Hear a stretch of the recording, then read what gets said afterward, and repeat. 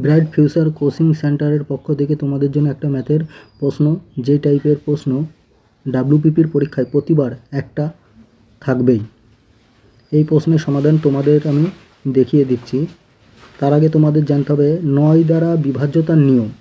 প্রথমত শোনো, 9 দ্বারা বিভাজ্যের নিয়ম হলো যে ডিজিটগুলো থাকবে সেই ডিজিটগুলোর যোগফল যদি 9 দ্বারা বিভাজ্য হয় তবে সংখ্যাটি 9 দ্বারা বিভাজ্য হবে।